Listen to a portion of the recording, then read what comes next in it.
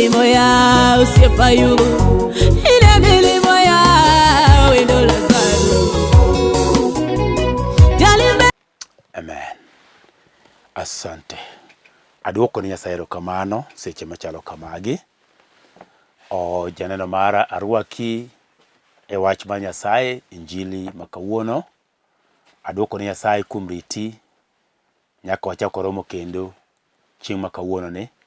Aduoko ni Nyasaye erokamano be kuom Lolwe TV, jotelo mag Lolwe TV kochakre CEO kadhi nyaka piny kuom arita ma Nyasaye oritogo maber. Kendo Nyasaye en Nyasaye ma jang'wono. Otimo maber ne jo Lolwe TV. Wamedo lamo mondo Nyasaye omed gwedhou kendo ting'u malo. Joneno magwa bende walamonu mondo Nyasaye omed gwedhou kendo ting'u malo. Nikech Lolwe TV en TV marwa mwache dhowa kendo yale gi dhowa. Miyo gini en marwa. Aduoko ni Nyasaye chikwero kamano seche machalo kamagi kwadhi wacho wach Nyasaye. Duong' kod pak mondo medo dogne polo malo. An mawuoyo kani iluonga ni Pastor Sam Boyi. Ayalo wach Nyasaye e dala mar Nairobi, kamoro ni Kangundo Road. Kanisa iluongo ni Cathedral of Praise Ministries International, Kangundo Road Worship Center. Wantie Njiru. Ka in Njiru, nitie petrol station miluongo ni Ola Energy. Tok Ola kanyo ema wantie. Mita mana manok tu to ichopo e kanisa. Miyo warwaki Jumapil ka Jumapil. Wachako Jumapil saa 3:30 nyaka saa 6:30 kanyo watieko chokruok ma Jumapil. Miyo ka intie machiegni yokono, warwaki mondo mibie kanisa, walam Nyasaye kanyakla, to duong' kod pak norogne Nyasaye e polo malo. An awuon ajandhiwa, ajarangenya. Nyasaye kwe mondo gwedhu jasembo kanyikela, ng'wono mar jawar mondo mi obed kodu. Adem rodhi wach Nyasaye, adhi somo e buk mar Mathayo 9:23. Excuse me. To kapok asomo wach Nyasaye, we wadhi e lamo mondo odok Nyasaye erokamano. Miwang'i kamoro amora mantie mondo walam Nyasaye. Jehova Nyasaye kwe, jachwech polo kaachiel kod piny, in e Nyasaye maritowa, kendo in e Nyasaye mantie kod ndalo duto. Aduoko ni erokamano seche machalo kamagi Nyasaye kwe, nikech iserito maber. Aduoko ni erokamano kuom rito Lolwe TV. Aduoko ni erokamano kuom jotich duto te mantie Lolwe TV Nyasaye. Isetimono maber kendo isemiyowa kama wanyalo lande wachni maber, kendo wanyalo pakie, kendo wanyalo miyi duong'. Miyo Nyasaye kuom miyowa Lolwe TV duong' kod pak odogne polo malo, nikech gini en marwa. Jehova, aduoko ni erokamano kuom janeno mara madhi neno wachni seche machalo kamagi. Alamo ni mondo gweth mari kaachiel kod kwe mari mondo mibed e kit ngima Nyasaye. Titimnegi maber magi dwaro mondo mi otimni Nyasaye kwe, mondo mi ichopnegi obed makare. Aduoko ni erokamano, duong' kod pak odogne polo malo. Kwadhi somo wachni, Roho mari maler mondo mi obed e kindwa kendo tawa, wawach wachni maber Nyasaye kwe, to ng'wono mari Nyasaye noumwa. Duong' kod pak nodogne polo malo e nying Yesu ma jawar. Amen. Adwani mondo asom e buk mar Mathayo 9:23. Mwacho kama: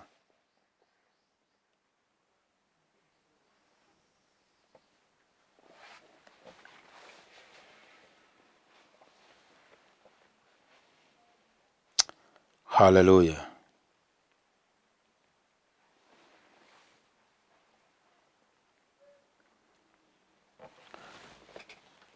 Aduoko ni Nyasaye erokamano.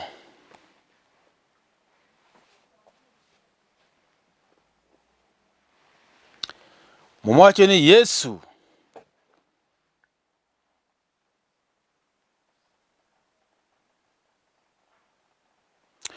nodonjo e od jaduong'no.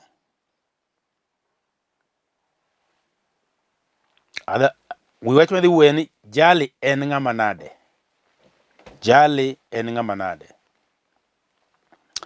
Yesu nodonjo e od jaduong'no, kendo koneno jogo asili kod oganda kagoyo koko, nowacho ni ayeuru. Nikech nyako ok otho to onindo. Ne ginyiere anyiera. Hallelujah. Duong' kod pak kodog ni Jehova polo malo. Moma wuoyo kuom Yesu wuod Nyasaye. Wacho ni chieng' moro Yesu ne wuotho kaachiel kod jopuonjrene. To mana kaka umb Yesu ne dhiga ka gi kacha. Chieng' moro umbe nodhi malach mokalo. Kendo jaduong' moro biro ire gi report mane en go. Report nyalo wuok kendo nyalo biro manyalo buogo ng'ato. Nyalo goyo chuny ng'ato.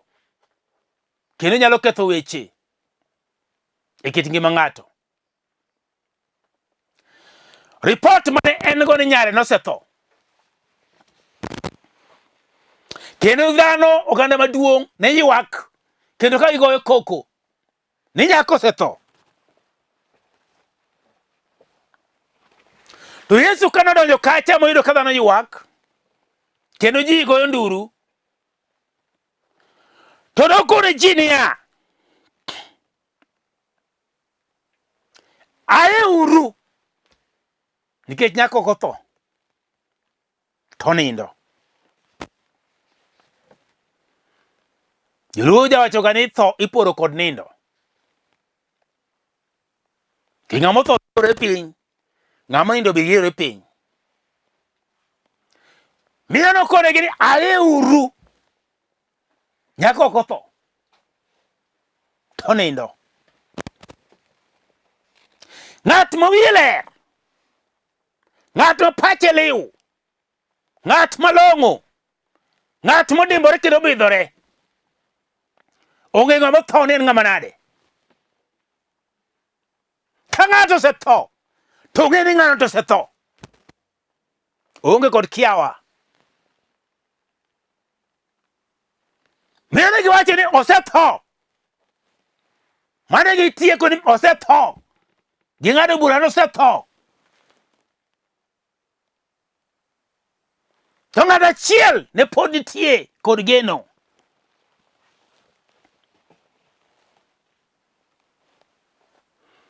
En wuon nyathi manotho. Ne nitie kod geno ni kare Yesu ni pod nyalo kata kosetho kamano. Ji goyo nduru kendo gi ywak. To en nitie kod geno ni kare pod nyalore. Omiyo Yesu noneno yie mane nitie kanyo mowacho ni kare wadhi. To yudo kosetho adieri. To nikech joga ka nokong'eyo kendo gin kod yie ni nyako ni nyalo chier, okone gi nyako ok otho, to nindo. To mwache ne ginyiere nyiera. Isenene kama inyalo nyiere ng'ato.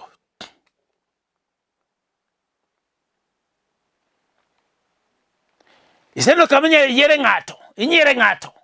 Mane jok mane ywak mantie kod kuyo mantie kod lit. Kar mondo mi gidhi mbele gi ywak. To gichako nyiero. Ni gimowachono ok nyalre. Nikech gin ka ging'eyo adieri. Kalore ng'eyo mar gima ging'eyo go. Nyako nosetho. Ere ka ng'ato chako biro kendo machako konegi ni pod onindo. Matieni kare pok otho. Ng'ama nindo ok en ng'ama otho. En ng'ama pod ngima. Nomako dhogi nono. Magi wacho ni to ma en ng'ama nade. Ng'atni en ng'ama nade. Makare ng'ama otho ok onyal ng'eno tho. To Yesu nokonegi ni pod onindo. Nitie gik mang'eny ma ng'ato nyalo neno ka gima osetho e kit ngimane. Nitie gik mang'eny ma ng'ato nyalo neno ka gima osekethore e kit ngimane. Nitie gik mang'eny ma ng'ato nyalo ting'o bade matiket malo makoni ooyo aol oserumo onge. Mowere godo apana ok anyalo kendo kama ochopeno onge teko man go. Paro man go ogik kanyo. Pesa man go oserumo. Onge gima nyalo timo kendo onge geno. Gimoro amora mantie kanyo ok nyalre. Matieni sei bolo lweti miwacho ni giduto te ok nyalre. Lakini nitie ng'ato ma pod nyalo neno ni kare pod nitie geno kanyo. Gimoro pod nyalo chako nenore kendo kanyo. Gima ber nyalo chako wuok kanyo kendo. Ini nyalo neno kaka dhano. No hala matimo ni oserumo kama ochopeni ok anyal chako timo gimoro kendo. Achopo gikona. Tuma tuya ni asechopo gikona. Onge kama nyalo chako dhie kendo. Aseno dak teche te. Tok nyalre. Asemanyo pesa gi yore te mondo atergo nyathina skul to onge kama chopeni agike giko onge ng'anyalo konya onge gima nyanje kawo ta chwe lweta mondo ayudgo pesa aloko obed school fees atergo nyathi skul onge to kare nitie ng'ato moro miluongo ni Yesu Nyasaye to no ni pod nitie gimoro nyalo timore. Wan kaka dhano wantie kod giko marwa. Wanyalo timo gimoro amora kaka nyalore. Wanyalo temo gi yore te kaluwore kod paro mar dhano. Wanyalo timo gima kaluwore kod ng'eyo mar dhano. Lakini Nyasaye mapolo malo time kaka Nyasaye nikech en ema ong'eyo gima ber, en ema ong'eyo gima rach, en ema ong'eyo gima nyalo kit ngima dhano mondo mi nyinge oyud duong'. Dene gik moko te dhano nyalo dhano doko ma Nyasaye to dhano nyaka ma Nyasaye nikech nitie gik ma dhano to kama giko ma dhano chopeno ema teko mar Nyasaye Jehova chakore. Ema miyo nyaka ma Nyasaye no ema mwacho ni ma yud Nyasaye kapo nitie kinde no en kinde ma pod ngima, kinde no en sama pod wantie ma pod wantie kod muya ma Nyasaye miyowa ma pod nyalo yweyo. Mane kinde monego manye Nyasaye no nikech ka kinde no rumo to ok obi manye Nyasaye no miyo nitie thuolo ma Nyasaye osemiyo kendo osewenwa ni mondo bi wamanye godo to seche go ema wanyalo yudo Nyasaye no nikech den dhano nyalo timo gimoro amora to wacho Nyasaye onge. Nitie jogo manotemo otemo gi yore te moneno ka nitie gik kotimo kama to nyalo dhi mbele maber, kotimo kama to nyalo dhi mbele maber, kotimo moko ni Nyasaye onge. To mwacho ni ng'ama ofuwo wacho e chunye ma yen Nyasaye onge. Matiende kare en kama wacho Nyasaye onge no kare ng'ama ofuwo. Nyasaye nitie jowadwa, Nyasaye nitie kendo onyalo. Nyasaye no ngima kendo ngima nyaka chieng'. Onge mapek manyalo tamo Nyasaye no. En ong'eyo moingowa. Chieng' moro achiel Yesu noidho yie kaachiel kod jopuonjrene. To mwacho ni ahiti maduong' kaachiel kod apaka nobiro ei pi. Obiro ei nam. To mwacho ni en to jopuonjrene gi ne gintie kod jawar e yie. Apaka nobiro mager, ahiti nobiro mager mane ok ginyal nyalo. Mmadhi mbele kawacho yie nochako nimo kodgi nikech pi mana apaka kelo mang'eny e yie ma yie koro bedo mapek. To gibiro giparo ni to kare wan kod japuonje e yie ka to japuonje nindo. Ing'eni Yesu nyalo nindo mondo mi one ni to kare intie kod geno marom nade. Ok nokia gima dhi mbele, ong'eyo. To dwaro mane mondo mi in bende pachi chiew. Odwaro mane mondo in bende ing'e ni entie. Odwaro mondo in bende ipare ni kare entie kodi. Sama entie kodi midhi paro ni entie. Midhi luongo nyinge mikone ni Yesu Nyasaye mate koro maka adhi tho. Koro mak bada obiro mako badi. Sama iluongo nyinge mikone ni Wuod Nyasaye antie ka. Mato ewa kendo barandasi makie bada bed koda wuothie koda obiro wuotho kodi obiro timo ni maber. Negi wacho ni ya ni ruoth reswa matini jawadne nindo. To jogi oneno ka tho ema giseneno wang'gi.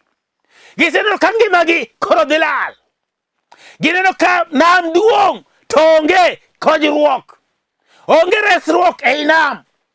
Miyo ne ging'iyo ma gineno ni kama wantie ni tho mwachomo tir. Bing'eni nitie seche moko minyalo chopo mine ka gima tho ema chomo tir e kit ngimani. Gimoro amora mitimo to in samoro nitie mana chunje moko mawuoyo kuomi makoni mana gima timre kuomi sani en mana tho. Kidho matatu, tino matatu dhi go nego ji, to ng'ama dhi tho ei matatu no ni to en mana in. Kiwuotho kata kidhi puodho tiparo mani thuolo moro biro kai, ni to ng'ama ka thuolo kai tibiro tho. Mama wacho ni ya ne paro ni kare wan gi jawar. Pachgi noduogo ma gin jawar nitie e yie ka. Bende geni chunje mag tho nyalo luori. Chunje mag tho nyalo wuotho kuomi. Chunje mag tho nyalo monji. Chunje mag tho nyalo wuoyo kuomi. Chunje mag tho nyalo poro ni wach. Chunje mag tho nyalo kata goni siboi. Chunje mag tho nyalo songo, nyalo sudo kodi machiegni. To ka nitie ng'ate kit ngimani miluongo ni Yesu Nyasaye, ka intie kode machiegni, to kada chunje mag tho kobiro ni machiegni to giniyudi. Kobiro ni machiegni to ginineni. Kobiro ni machiegni tibiro loyogi. Kobiro ni machiegni tibiro kwedogi e nying Yesu. Duong' kod pak kod jowar e polo malo. Miyo mawachinegi paro magina ni Wuod Nyasaye nitie. To giluongo ni Ruoth. Reswa. Karang'o mane bede kod chandruok mi pare ni Yesu Nyasaye kare nitie nyalo ni midhi miluongo nyingi mikone ni Ruoth. Wuod Nyasaye resa ne en karang'o. Okine kaka miwuothe gik mitimo. Onge paro moro amora ni kare Yesu Nyasaye nyalo konyi. Emomiyo weche mang'eny oluori ka gi kacha. Emomiyo gik moko omaki. Emomiyo kama donjo ok inyal wuok mayot nikech gik moko ma utimore kit ngimani ok gin gik mabeyo. To kare Wuod Nyasaye to nitie machiegni kodi ma en mana luong kende ni Ruoth. Wuod Nyasaye resa tiyudo resruok e nying Yesu. Mowacho niya, Wuod Nyasaye kano chiew to mowachi nokwero yamo gi nam. Matini kare yamo nitie kod ite. Nokwero yamo ma yamo noling' thi. Matini kare yamo nitie kod ite. Nitie yembe manyalo luwo ng'ato kit ngimane. To yembego koluwi to kikipano ok gine. Gintie kod wang'gi ma ginenogo to gintie kod itegi ma giwinjogo wach. Miyo sama ne gibiro yie, ne ging'e ni nitie Wuod Nyasaye e yie kacha. To ne gidwa temo jok man kod tie kod Wuod Nyasaye. To kada giwinjo wach mar Yesu Wuod Nyasaye, mamawacho ni yamo nowinjo Yesu Wuod Nyasaye, makero yamo nodhi mokwe e nam. To pi, excuse me, to pi mane nitie kod apaka, mane donjo nyaka e yie, mondo mi yie onim, opodh kod Yesu gi jogene, ne giwinjo duond Wuod Nyasaye. Nam bende kara winjo duonde, nam bende kara nitie kod ite, monyalo winjo godo duond Wuod Nyasaye, moling' thi. Ina paka mane misekale. Ahiti mane mosegoyi kit ngimani. Yembe mane mosekudho mang'eny e kit ngimani. Mamoko both kokalo nyaka kodi. Yembe mane mosekalo kodi, mosekudho mang'eny. Moseteri ka kwang ka kacha e kit ngimani ma iye. Ngima mi intie seche machalo kamagi. Yembe ng'eny kendo pod gibiro kudho. Yembe ng'eny kendo pod gibiro kalo. Apaka nitie kendo pod gibiro ni. Ahiti nitie mabiro muki. To bende biro chung' kod Wuod Nyasaye mi parie mi kore ni kawuono ni nitie ahiti mobiro kendo goya gi mbi ogoya matek to kawuono adwaro konyruok e nying Yesu. Nitie kod apaka makoro osebiro ka mayuka ka gi kacha to kawuono ni adwaro ni mondo mi orum kendo kwe e nying Yesu. Nitie nyaka yembe mawinjo ka biro mapek. Yembe mag piny nitie. To chung motegno e nying Yesu. Mi koni kawuono ni achung' e nying Yesu Kristo Wuod Nyasaye to nyaka yembe mag piny. Nyaka yembe ma podho kod ji, nyaka yembe ma ndeko nyaka ji, nyaka yembe ma mako nyaka ji. Achiko gi nying Yesu to gini nyala kendo. Bende gini chung Yesu Wuod Nyasaye seche ma yembe kudho mager. Sama intie ataro, kama pachi oselalie, ataro mar chandruok, ataro mar tem, ataro mar tuo. Ini ataro no. Bende nyalo ng'eyo ni ataro no nitie kod ite. Gima thagi kit gimano nitie kod ite. Onyalo winjo kiluongo nying Wuod Nyasaye. Nikech nam nowinje. En ng'ama nade makata nam winjo ni yawa. Yesu Wuod Nyasaye en ng'at manade. Manyaka nam winje. Nyaka paka winje. Mowacho ni ya. Nito nam kaachiel kod yamo nowinje. Kendo no ling' thi. En ang'o miparo ni pek ma ok nyal ling' thi kit ngimani no? En ang'o?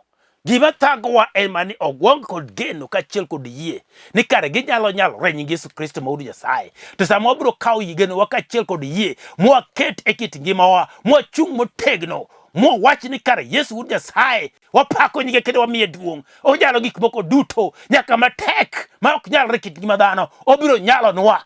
Miyo koro wachung' kode motegno. Sama wachung' gi nying Yesu no, mwalongo nyinge motegno kendo matek. Gik moko biro dhi maber e kit ngimawa. diherie mondo mi imi Nyasaye duong' kit ngimani, mondo nyaka matek mineno ka pekgo mondo mi owalre e kit ngimani, opudhre e kit ngimani, owuog oko e kit ngimani, oyeng'ni mondo mi oa e kit ngimani, nikech nyalore en mane mapek kata matek. Pok naneno nyaka nene. Kelie matekno, kelie mapekno mondo mi wane kada ok nyalore, nikech kanyaka gik moko ma kanyaka tho winjo nyinge, tho winjo wachne, tho winje kendo dhi malal. Nyako matin kano tho, Yesu nochiere nikech kane tho nowinjo duond Yesu. Tho bende nitie kod iti kare nyalo winjo.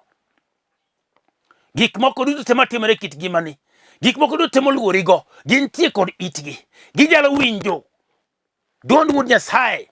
Sama nying Yesu iluongo, giwinjo maber kabisa, kendo ginyalo lal, nikech nying ng'ama duong'e moloyo duto te, ng'at mantie kod loch kaachiel kod teko, manyalo gik moko duto te ma dhano ok nyal nyalo, nitie machiegni.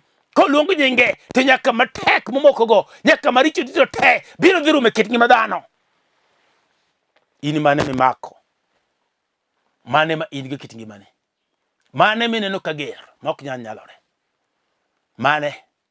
Nitie nyaka mabiro kawi mating'i gi tindi te nyaka malo mifue kor yamo minene kato kora rumo. To ka intie kod Nyasaye ok inirum. Ka intie lwet Wuod Nyasaye ok inirum.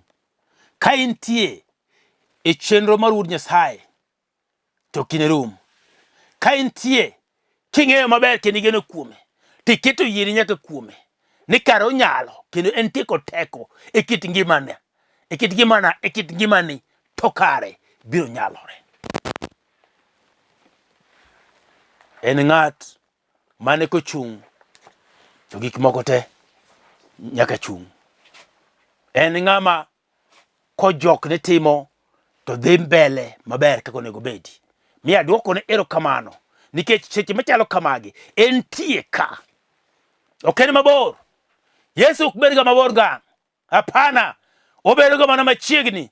To sama chandruok obiro, sama dwaro onenore, tidhi mana ire ng'wech. Tikono ni japuonj. Weche richo. Weche kethore. Weche osechako kethore. Weche osekethore. Koro wadwari mondo mi ikelnwa duoko. Ikelnwa geno mondo mi duoknwa gik moko doge wang'e. Japuonj wadwari seche ainagi. Kano chiero nyathi manyako, Lazaro bende nodhi bang' ndalo 4. Kosechako dung' kendo tow, ne ok onumu. Dende nosekwe thi. Kute nosechako chamo nyaka dende. Emomiyo nosechako tow. To Wuod Nyasaye nodhi mowacho ni Lazaro wuog oko. To nowuok oko mana gi sechego.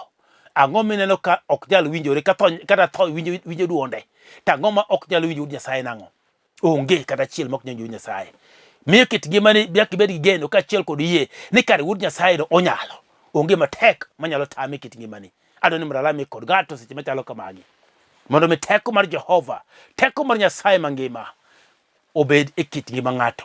Aduoko ne Nyasaye erokamano seche machalo kamagi. Kuliwi piny kama intie. Mondo maduok Nyasaye erokamano, mondo mi walame. Nyasach kwe duoko ni erokamano. Janeno mara osewinjo wachini kendo oseyie ni Nyasaye kare nyalo. Onge matek mok nyalre kuomi. Nyaka paka winjo duondi. Nyaka yamo winjo duondi. Nyaka nam winjo duondi. Nyaka tho winjo duondi. Gimora mora winjo duondi. Matek manyalo tamore onge. Ngima mag joge Nyasaye ni lweti. Akawo gima keto gi lweti Nyasach kwe ni ber mondo bede kit ngimagi. To maricho duto te imuki kendi kethi nikech nyalore e nying Yesu Kristo. Aduoko ni erokamano Jehova. Duong' kod pak kodog ni polo malo. E nying Yesu majawar. Amen. Wachni amen. Adon mralame kod ng'ato moro mpoko yudo Yesu.